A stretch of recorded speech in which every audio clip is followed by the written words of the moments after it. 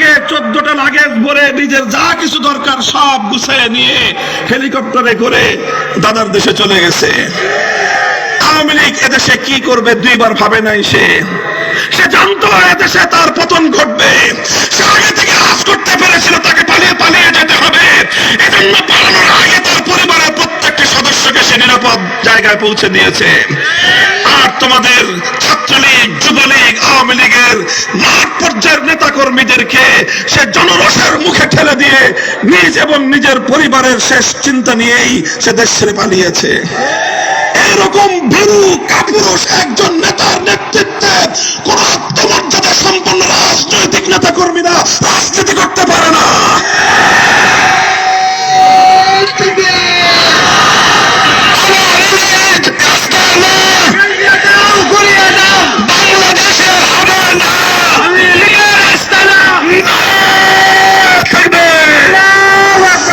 সাথী ও বন্ধুগণ।